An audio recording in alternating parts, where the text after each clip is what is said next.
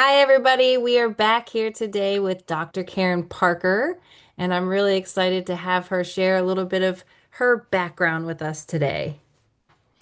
I'm old, so I have a lot of background I can bring to you, but I am originally a nurse by training. I was a nurse for several years. I am a certified nurse midwife, so I had my own home birth practice. Oh, wow. I started bringing my kids to births when they were really little, and that didn't last very long. So I eventually quit being a midwife and studied life coaching and energy psychology and energy healing, and kind of stumbled onto human design, which I'm going to assume is part of what we're going to be talking about today. And eventually, my curiosity about how to look at personal stories and narratives and archetypes caused me to go back to school and get my PhD in integrative medicine, where I looked at the relationship between archetypes and parts of the story and the stories we tell and the impact on your immune system. Oh my God, that's so interesting. I'm so excited. I was literally just talking about Gabor Mate with a couple people this week. He just so happened to come up in conversation. So I assume you're familiar with his work since he Yes, does a lot very. of the same. Yeah. So I'm excited to, oh man, there's so many things I can ask though. Okay, Mhm. so you mentioned you started as a coach and you said you went into what kind of psychology did you call it? Energy? Energy psychology. So I studied EFT, emotional freedom techniques, and TFT, and a couple of other energy psychology techniques, in addition to healing touch, which was actually probably my first exploration in energy and training in energy. And then from there, I also learned human design. Okay, so human touch, what is that? So I Healing know touch. Healing touch. healing touch. Okay. Yes. This human design healing touch. Got it. Right. So healing touch is a clinically supported, evidence supported method of using the power of the hands to restore uh, nervous system regulation, to increase energy in the body, and has been correlated with deeper states of relaxation in patients with illnesses, undergoing surgery. It helps people feel better, heal faster, and is actually a technique that is often taught to and by nurses and used in hospitals. Okay, can you tell me a little bit more about that? I'm thinking I remember studying Karen Horney when we were in school, Mhm. and she was a big proponent of touch. And I know in the world of therapy where I come from, you have to be careful with touch. Right. I've worked with sex offenders and sexually abused children, and both categories, you have to be very careful with any kind of touch, even though they're kids and kids need touch, and we know this. And adults obviously still need touch. And I know one thing that I talk about a lot with my clients is when you're grieving, sometimes words don't really do the trick, and Mhm. people get really frustrated by things that people say to them when they're grieving. And sometimes it's just normal grieving slogans like, I'm sorry for your loss. People get really irritated by that because are you really sorry? Do you really understand? And so I believe and have promoted that hugs sometimes are the best thing you can do when somebody's grieving. But I'm Mhm. curious what the actual science says about it. Well, that there's a lot of science around touch, and it is, I'll say, in my own professional career, it was a topic that I think in the late, no, maybe beginning 90s to the early 2000s was a very hot topic, because certainly I would say nurses have always been on the forefront of doing research around therapeutic touch or healing touch. And I mean, even when I was in nursing school, one of the graduate students in the school where I was studying did a study on touching babies in the NICU and Oh. how touching babies in the NICU actually improve outcome. And because prior to that, we weren't touching babies. They were in the Right. incubator and we weren't touching them. Yes. And so there has been since that time, I think, a lot of research on the importance of therapeutic touch. And certainly healing touch is a little bit different. It's a way of actually working with the energy fields in the body and reconnecting the way the energy flows through the body.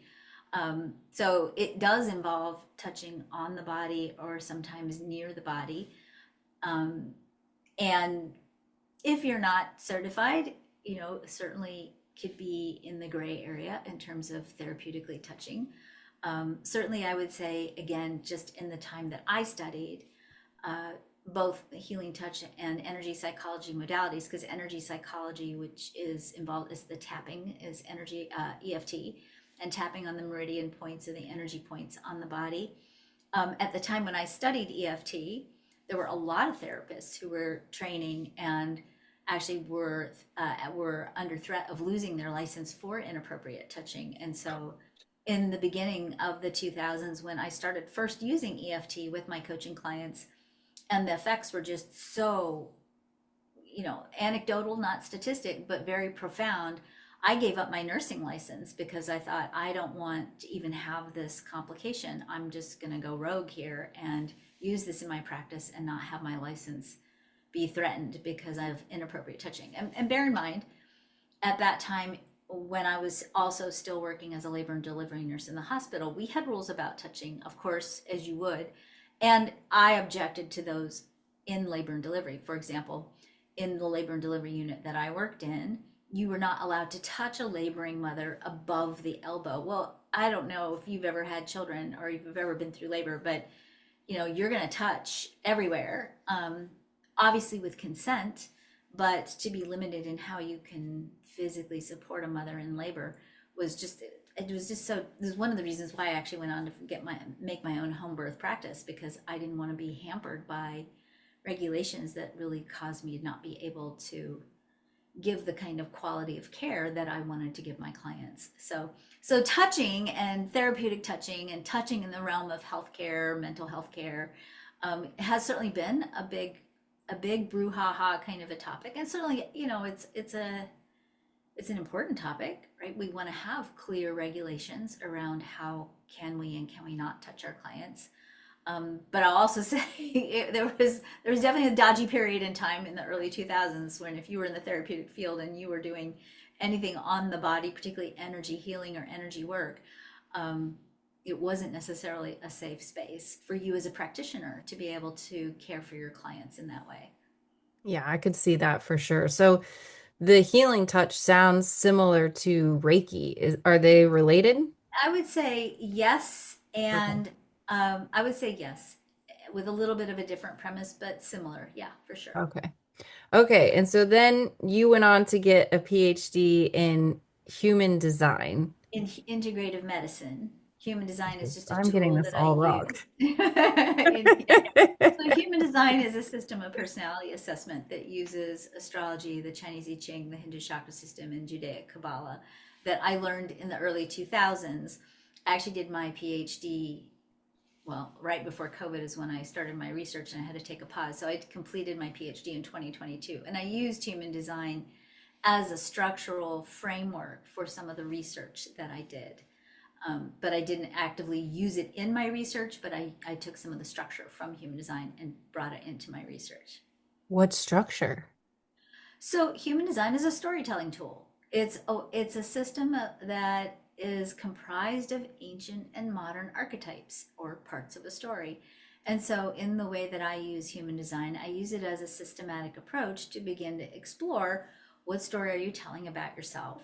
And is it a good story or is it a story that maybe needs some rewriting?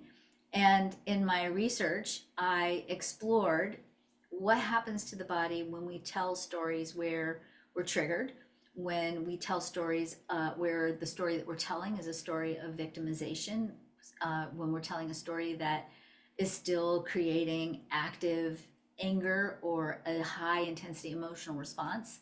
And I looked at when we tell these intense stories about something that happened to you, something that leaves you feeling victimized, something where you feel disempowered, I measured IgA levels to look at what happens to the immune system when we tell these stories out loud to each other, which we all do, right? We go out for coffee with our friends, or we go out for wine with our girlfriends, and we tell our stories. And if we're really honest with ourselves, some of us have a repeated couple of stories that we play out over and over again, or we talk about when we introduce ourselves to people and we get to know each other a little bit better.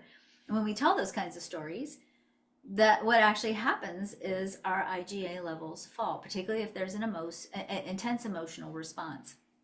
And so in the research that I did using some of the concepts from human design, I invited my participants in my study to rewrite a narrative that they were telling, where in that story they were in some way, shape, or form feeling disempowered or victimized. I had them rewrite that story from a perspective of how would the story be different if you emerged from that story not as the victim but as the victor, or if you walked away from this experience carrying an important lesson that helped you catalyze your life in a positive direction. So you learned something from this experience. And so using creative writing prompts and glitter and glue and markers and all things creative, I had them actually using creativity, including being able to call in fantasy creatures, superpowers, whatever. I had them rewrite a story around that core event that they were recounting.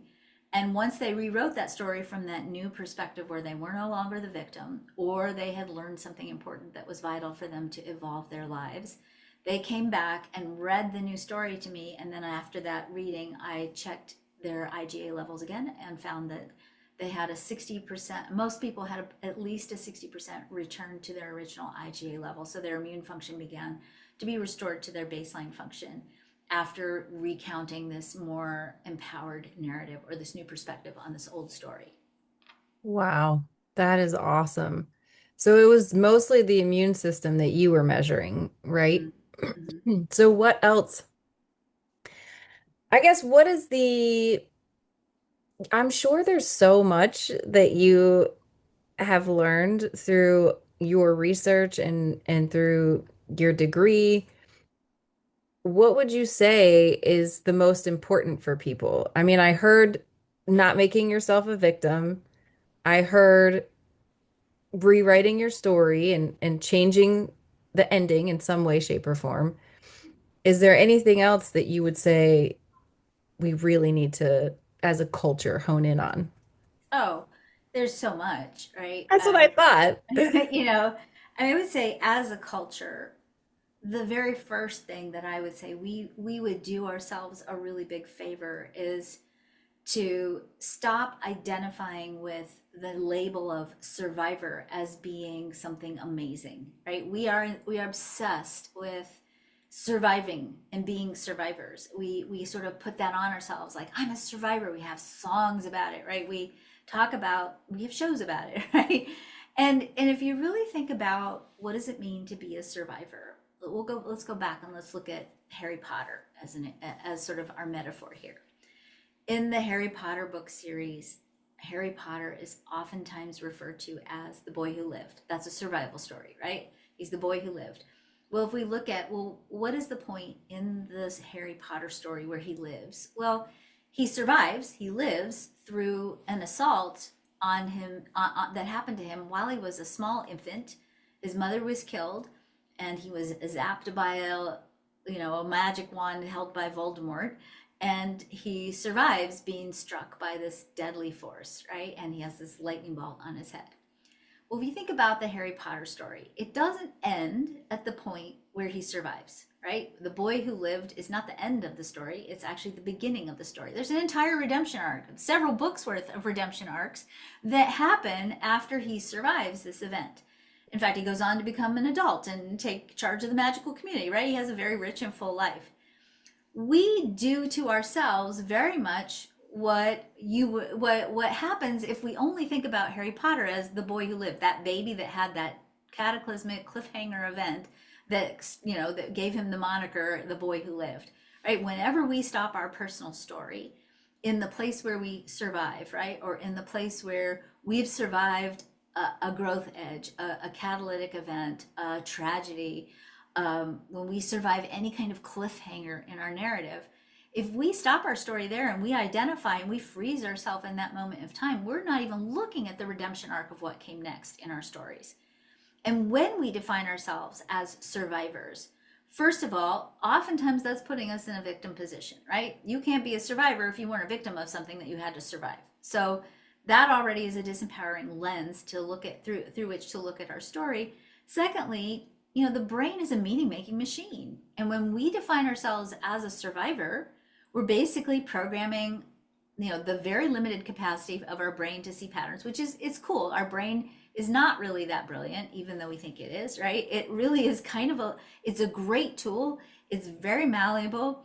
It's really, really good at identifying patterns. And we use story in our human journey to create patterns in the brain. Our personal story, the narrative you tell, the narrative you tell the world about who you are and how you are, is informing your brain as to what patterns do I pay attention to.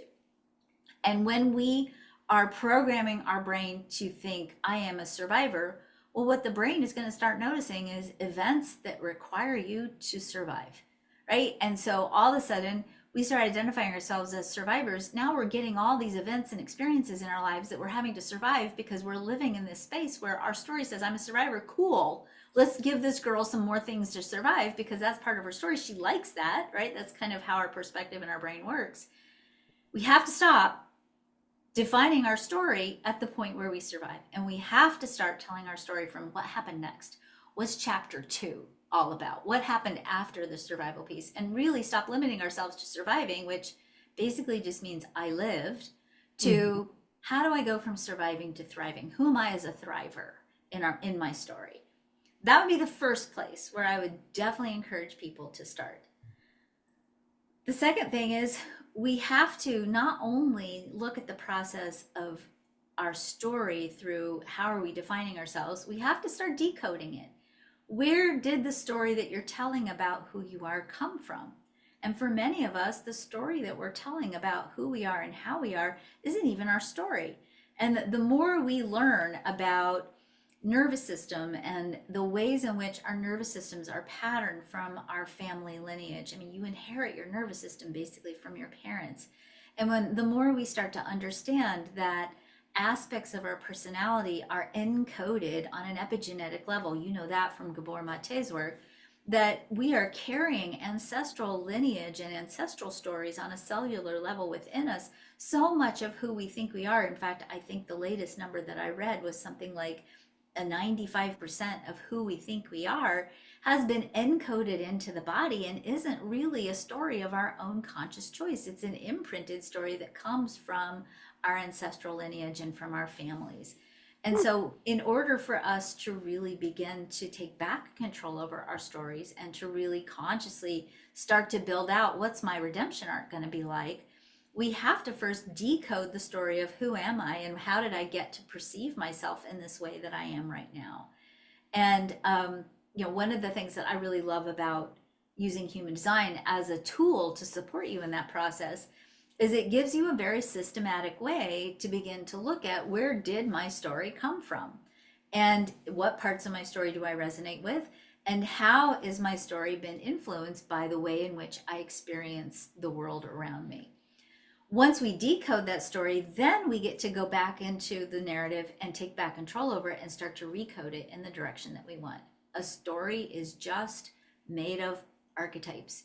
Every one of us is just a collection of archetypes, parts of the human experience.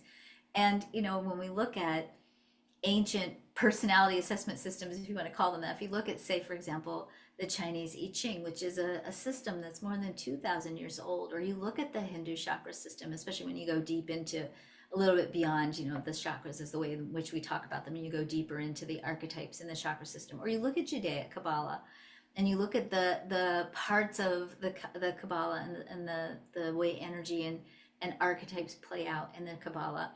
All of these systems teach us that archetypes, parts of the story, show up on a spectrum. In fact, I like to teach that they're more like a diamond, right? So if you have a part of a story, let's say hermit, right? A hermit is an archetype. And when we look at the narrative that is hermit, well, hermit maybe lives right here in this field of information that is hermit. The way in which most of us interpret it lives in this one spot in this field of information. Well, right here is like Boo Radley from To Kill a Mockingbird, right? Or here the Wicked Witch of the that lives in the woods, right? We think of hermit as being this person, this character, or this quality of character that's retreated, that's hiding out from life, that isn't really interacting with the world at all, and maybe doesn't even like humans, right? So that's one part of being a hermit, right? But there are other parts of being a hermit too. Let's talk about, sometimes we might call somebody who's an introvert a hermit, right? Somebody who needs alone time to retreat, restore, restock, replenish their energy. And if we have hermit energy as part of our story, and let's say you just had a baby, and let's say you just had a baby and you live far away from your family support system, and let's say your partner has to go back to work really soon after you have this baby, and you're living by yourself all day long with this baby, no support, you're not, and you have a hermit as part of your story, and you need that alone time for renewal, and you're touched out and you're exhausted and you're not getting any alone time. Well, now you can start to see that that hermit piece could possibly be a problematic part of your narrative. Another place where hermit might live is recognizing that a healthy hermit needs that time to retreat, to withdraw, to integrate life experiences, or even integrate sometimes, because I would say, um, that hermit energy is, introverted energy oftentimes is a symptom of somebody who's very sensitive, right? Is oftentimes people who are introverts or people who feel and sense things very deeply. They need that retreat to calibrate, to integrate their experiences so they can go back out and then share, here's what I learned from my experiences, here's what I've integrated from what I saw, from what was going on. And so when we recognize that our personal stories are comprised of these fields of information that are archetypal in nature, and we can start to systematically look at what's in my story and then decide, oh, I'm really like stuck in the shadow of this hermit part of my story, and I keep telling this story again and again, like I'm not supported and I never get any time to myself and I'm not creating something different for myself in my life. If I start to change that story and say, okay, my new story, I'm a person who needs alone time as part of my mental health and well-being, that's an essential part of who I am, and I don't have to fight it, I don't have to resist it, I don't have to give it up. I have to learn how to set good boundaries around that and structure my life accordingly. And then I can start living a new story where I know in my story I need that integration time because it helps me be able to better fulfill my purpose, gives my life more meaning, allows me to stay healthy and sustainable so I don't burn out and I don't start hating the people I love, right? And understanding how what parts that play out in your personal story can help you really become more sovereign over how you tell your story and ultimately how you create your life in accordance to that, with that. Wow, that was beautiful. The thing that I'm hearing that's really important is challenging your perception of yourself and then potentially, this is what I'm hearing, you can correct me, removing judgment from it. Mhm. For sure. Uh, and I certainly feel like I'm getting that message over and over again from just the psychology world in general, that when when we start labeling things about ourselves as good or bad, we're Hmm. really limiting ourselves. And Hmm. it's not useful to try to be so dogmatic about it. Hmm. And you're talking about a way to process it in order to be able to find maybe the usefulness of all the parts of ourselves. Totally. And I think, again, an archetype is never static, it's dynamic and it has multiple facets. And I would say all of us have multiple facets to any core element of our story. And, I would say accepting those parts of ourselves and also not resisting is another piece of it, is really crucial. For example, if we go back to hermit, if I know I'm a hermit, this is a part of my personality, and I factor that into how do I do relationship, and recognize that I don't it doesn't serve me or my relationship if I don't allow myself to experience that hermit part of who I am, right? If I'm being nice and I'm giving up my alone time because I need that for restoration, and life's circumstances are playing out in such a way that I'm feeling compelled to abandon myself and my own needs for the sake of someone else, and then I get resentful or I get burned out, or it doesn't serve us to not allow ourselves and to be who we are and how we are, or to accept ourselves for who we are and how we are. And I'll tell you, this is not scientific, but I will say, especially as women, we all get to the point once we go through menopause where we're not willing to compromise with it anyway. And then if we can start taking back control of it in our 30s and 40s and not shocking the heck out of our partners and the people who love us when we get into 50 and 60, it certainly makes life a lot easier. And you certainly arrive on the doorsteps of your maturity and your wise years and your legacy years, less resentful and less exhausted, and better able Mm. to stand in your truth. Ooh, that's so good. Especially because I think we're learning more and more about perimenopause and menopause and the effects that that has on women. And I know I feel what you're saying physically as a woman, as I'm getting older, caring less and having less energy to care about what other people think and how they feel. But I do think there's still that exception to the rule group that continues to care. And like you said, my perception of them is generally that they're so exhausted. They're just so tired and Well, probably unwell. well, yeah. I mean, I would say if we look at without getting too focused on gender, because I do think it happens to men as well. Um, and if we look at what is underneath, let's say certain aspects of self-denial, right? When we have learned patterns that say you will be loved as a woman if you do X, Y, and Z, right? And I literally just had a fight, not a fight, but a deep discussion with my husband. He's really into reading this. I don't know if it's a prayer. I don't really. I think it's in in Psalms, but it's a woman's worth is I somehow relates a woman's worth to rubies, right? And it's this whole long thing about a good woman who's more valuable than rubies does all these things. And I said, honey, have you actually read that? Like, if you actually read that, because basically it says if you basically surrender your life to your partner, to your family, you cook, you clean, you do all the things, you provide for everybody, you do it so well that you don't even need a break. That's in there. That's literally in there. And at the very end, it's like, while your husband is over here hanging out with the dudes, you're doing all this stuff. And I said, this is the encoding of the feminine story in all of us as women. We are trained, whether this is in your religion or not, this isn't really about religion. It's just there's a narrative, there's a story in our culture that a woman's worth who is and that worth is far above rubies is a woman that basically martyrs herself to everyone in her life. And that's what some women have been so well trained to follow, that they believe that their love worthiness is tied to how closely they show up for everybody else in their life without even needing a break, right? And if you are at the doorstep of a phase in your life where you're depleted and exhausted, and you haven't been allowed to take that time, and your story is, well, I could take that time, but if I did, I wouldn't be loved and I wouldn't be valued. You can see why it might be really difficult to let go of that narrative.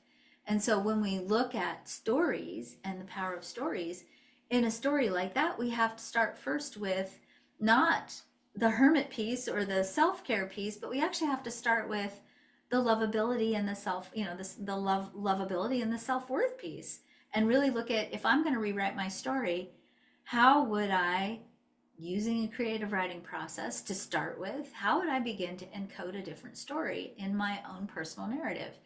And that story would have to include, my value is not defined by the service that I provide. My lovability isn't defined by me martyring myself to the people I love. I'm lovable and I'm valuable because I exist. And there's nothing I have to do to prove that value or that lovability. And you have to really look at restructuring the story at that level first. In fact, in the work that I've done, I have 9 base archetypes that I call the resiliency keys, and lovability and self-worth are 2 of those that are essential that we have to tackle first before we start to look at the more, the more top level archetypes in our personal story. That makes a lot of sense to me. I would even say, and I'm curious what you think about this, that nervous system regulation starts with self-compassion. Totally, totally, totally.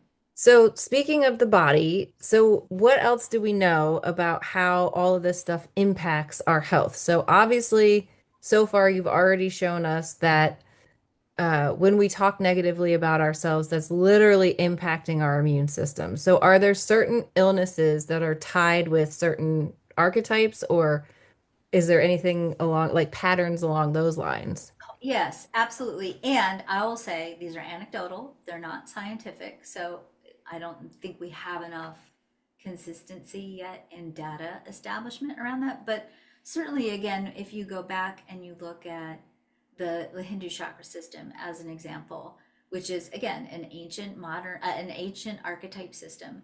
When we look at the chakra system, we see correlations between body parts and energy fields and archetypal themes. So, for example, when we look at, let's say, the root chakra, which is in a more modern interpretation, that's the energy around your sense of safety, your sense of trusting in the flow of right timing, your ability to be grounded and practical. It is an energy that when we don't feel safe, right, when we don't feel supported, can impact the body parts associated with that energy center. So that would be the adrenals, that would be the pancreas and the digestive system. That could be anything related to support within the body, such as your skeletal system, your ligaments and muscles, and even your skin sometimes can be considered part of the support structures. So definitely the body can oftentimes give us key insights as to what archetype in my story is really not working well for me. Now, that's correlative, it's not causative, and is definitely more loose and is certainly more subject to a personal exploration. Because certainly, if you look at our English language, in English, we have stories that are part of our collective stories about body parts and what they mean and how to interpret them, right? We say things like, he's a pain in the butt, right? Or we say things like, something smells off, right? Something just doesn't smell right about this. Or we say things like, is my burden to shoulder. And when we start looking at our body parts and the collective stories we have about body parts, even that assessment right there starts to give us some interesting insights into what's really bugging me and why is my body activated. And one of the things that I did in my book, Quantum Wellness, is start to catalog the relationship between the key archetypes in the human story and how they impact the parts of the body. Again, not because there's a one-to-one correlation in any way, but to start putting people back into dialogue with the body. Yeah. Part of what happens is when we abandon ourselves, when we buy into the story of this is how you should be, these are the things, this is how you need to be successful in life, this is how you need to be to show up for whatever you're going to show up for in life, right? When we start to follow those rules or those expectations set by family or by society, Mm. oftentimes the very first thing we have to do is we have to check out of the body. So I always think about and go back to when we were in kindergarten, right? I don't know how old you are, but in my generation, people didn't really go to preschool that much. That was Yeah. not something you did. You stayed at home with your mom and then you went to kindergarten, right? Yeah, I And didn't when go you to go to preschool. yeah, so you go to kindergarten, it's like your first time in school, you're in this desk, you got to sit in this chair that's not particularly comfortable. It's a beautiful day. You're looking outside and you see the swings kind of blowing a little bit in the breeze. And your teacher's saying, "Hey, you need to focus. You need to focus. Let's do your numbers now. Let's do your ABCs." Right? In order for you to not go stark raving mad, because your natural self is saying, "I want to go play," right? That's what kids need to do. Your natural self is saying, I want this thing over here. That feels right to me. And you're in a situation where you can't afford to follow that natural self anymore. And you've got to sit in this chair and pay attention. You literally have to start numbing out the body. You Wow. have to sort of shut it down. And part of what happens is when we develop illnesses or any kind of dis-ease in the body, oftentimes it's the body's way of saying, hey, you have been ignoring your truth for so long and you're not listening. So we are just going to have to crank up the messages here to make the messages be loud enough that you pay attention. And honestly, one of the probably the most prominent ways that I see the body rebel is burnout. And when Mm. people hit burnout, and they literally can sometimes hit these massive physical burnouts, oftentimes that's the body just saying, you know what, I'm done. You're not Yeah. listening, and I'm done. Yeah, I have a couple friends that they don't ever slow down until they get sick, and then they are just completely wiped out. Like there's no in between with these Yeah. gals. They just burn themselves to the place where all they can do is sleep for days, Hmm. Hmm. which I don't have any judgment for, to be clear, but Well, we know that sleep is an important restorative act to take for the adrenals if you're burned out, for sure. oh yeah. Uh I mean, sleep is where I would say the most healing happens, right? Right. And in the world of mental health, sleep is often the first thing that is disrupted. Right. Exactly. So we're very familiar with the importance of that. Um, okay, so bringing Gabor Mate back into things, I know that he talks a lot about how women tend to get autoimmune diseases more often. Mhm.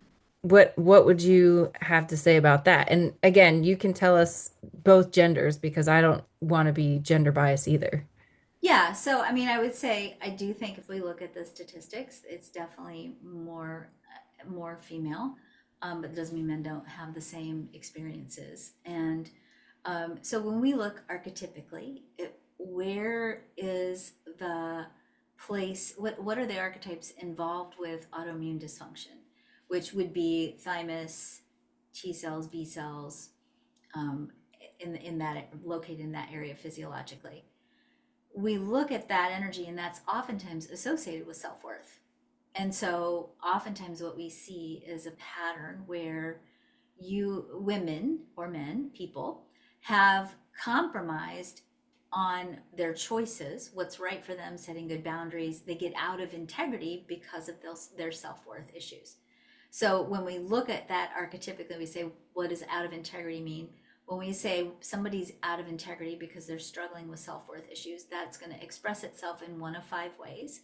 The first way that it oftentimes expresses itself is you get out of physical integrity, or your body starts to react. And oftentimes where the body starts to react is in immune function.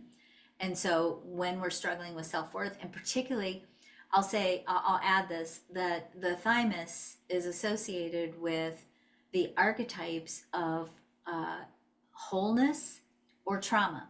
And so when we experience trauma and we've stored trauma in the body and we are living out a low grade or a high grade state of PTSD, and I'll call that macro and micro trauma, right? So macro trauma is obviously the life threatening, terrifying events that we would consider that we oftentimes label as trauma. Micro trauma is repeatedly experiencing a narrative that says it's not okay or safe for me to be who I am and how I am, right? When we have that, we have experiences that reinforce that message repeatedly over time. When and we internalize that message, it's not okay or safe, or I'm not valued to be who I am and how I am. We internalize that and operate out of micro trauma PTSD patterns, right? We hide who we are. We start to get out of integrity, and I'm talking not so much about moral integrity as much as structural integrity. We get out of integrity with the body. And think about it. Just think about it from this lens. If you have children, do you have children? Do you mind I me have asking? two. Okay, so if you have kids, right, your kids need vitamins, you're most definitely going to give those kids vitamins, right? You're not really probably going to forget to give your kids vitamins, but do you take your own? Not you personally, but oftentimes we'll do everything for our kids, but we won't do for ourselves what to the degree to which we would do for our kids. That's being out of integrity with yourself, right? So when we get out of integrity and we look at those archetypes associated with low immune function, we see lack of physical integrity, which is oftentimes immune function problems and also failure to take care of the body. We get out of resource integrity, meaning we misuse money, time, and oftentimes energy Mm. to which I would consider to be a resource, and we use it to try to prove our worth, right? We spend more than we have. We buy things that make us look like we have more than we have because that's a way of proving our value in our culture, right? And that puts us out of integrity with our resources. I would say collectively we have a big issue with this, right? We misuse resources collectively in a big way because I would say we have a value, a self-worth problem in our culture. The third way that you get out of integrity is with your identity, right? You stop being who you are, or you hide who you are because you don't believe it's safe or valued. And so you put a lot of energy into hiding your identity. And if you're doing that, if you're not being true to yourself and you're not speaking your truth and you're not setting the boundaries, you know, that's going to oftentimes take a toll again on the immune system. Think of it like this: if you go to a masquerade party, right? And you get one of those masks that you hold up on a stick, those fancy masks, right? You think, oh, this is no big deal. It's a light little mask. I can hold this up. But you're not going to hold that mask up all night long. Eventually, even though that mask is light, your arm gets tired. Well, holding up a facade to try to be someone you're not might seem easy, might seem like there's rewards for it. But in the end, it takes a lot of energy to try to be someone you're not, or say yes when you want to say no, or say no when you want to say yes. And eventually that actually can, again, correlations here can potentially impact your immune function. The fourth place where we get out of integrity is with moral integrity. And basically, if you don't believe you are enough, you can't access enough. And when you don't believe you are worthy of enough, you're going to do sketchy things to get your fair share. And again, that puts you at risk for immune system dysfunction. And then last but not least is energetic integrity, meaning if we're not standing in our value, we do commit energy we don't have, right? We don't say no. We fail to set those good boundaries. And again, you do that repeatedly, you put your immune system at risk. Yeah, that makes a lot of sense. There's a lot of factors involved, obviously, which leads me to my next question. Mm-hmm. You mentioned your book, and the word quantum is in your book. So Mm-hmm. I'm curious what role that played in coming up with the concept for what you wrote about. So I studied with Dr. Amit Goswami, who is a physicist. And one of the things that I absolutely love and cherish about my learning with him is he says that the quantum field is really just a field of archetypes. And an archetype, if you really break it down, is a potential, right? And so when we look at the quantum field is a potential. And so many times when we get into our stories and we start telling our stories, we tell our stories more from the perspective that's a static label. I am a this, I have a that, I am stuck in this place in time where I survived this cliffhanger. But if you look at an archetype, again, we looked at hermit, right? A hermit isn't a one static kind of thing. It's a field of information that has multiple perspectives. So I call it quantum wellness because quantum wellness is dynamic. It means you have the sovereignty and the capacity to revisit the parts of your story, those archetypes that live as potentials in your story. You have the ability to look at those archetypes or look at those potentials from a different perspective and consciously choose to live out a different part of that field of information on a quantum level. So you might be a hermit, but hermit is all of this, right? It's the whole diamond. But you, when you understand that, oh, I am a hermit, that means I'm all of this. And yeah, maybe I might rent an Airbnb somewhere in the middle of a 10-acre wood, one May in the springtime, because that would really satisfy this part of my hermit. But it also means that I have this story that's evolving and dynamic and dependent on where I am with my life seasons and cycles and what's going on in my family, where I have to balance out all these different parts of the hermit aspect of who I am so that I'm working with this part of myself without resistance and without, as you said, self-judgment, and I'm self-compassionate towards these parts of how I am. So there's an element of accountability in there still, is what I'm hearing. I would say for sure accountability, but I would also put sovereignty as a hand in hand word with that. Okay, I like that. Um, okay, so I love the field of possibilities. One of my favorite researchers, Dr. Dan Siegel, talks a lot about he calls it the sea of possibilities.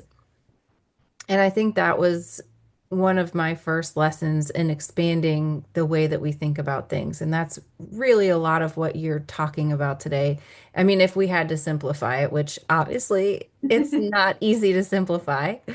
Um, so we're choosing to explore all these different aspects and look at them from different lenses or angles and looking for the ways, like you said, to work with ourselves, not against ourselves, Mhm. and evolve into the potential that exists for our archetype, for our future, for our culture, Yep. all All of those the things. above. Yep. Okay. And in your book, you're saying that you take each archetype and break it down and then correlate the different parts of the body and the different challenges, so to Hmm. speak. That's really awesome. And that's probably really helpful. I'm imagining, are you still doing coaching or what do you offer now? So I don't personally do coaching, but Okay. we offer professional certifications and trainings. So we train people how to actually use the system therapeutically so that they have a tool to really work with their clients in exploring systematically what are the layers of your story, what parts are in your story, and how do you take back control of that story. So you're choosing for yourself who you are and how you evolve your story. Oh, that's really cool. And how do people find you? Because we are getting close to the end of our time here. So you can find me and find our work on our website, quantumhumandesign.com. If you want to run your free assessment of your own story, you can get a free quantum human design chart at freehumandesignchart.com. And of course, you can find us on Instagram and Facebook. It's Dr. Karen Parker 22, and same thing on YouTube, Dr. Karen Parker on YouTube. And of course, I have a whole series of books that you can get on any major retail outlet. And my new book, Quantum Wellness, is available Barnes and Noble, Bookshop.org, Amazon.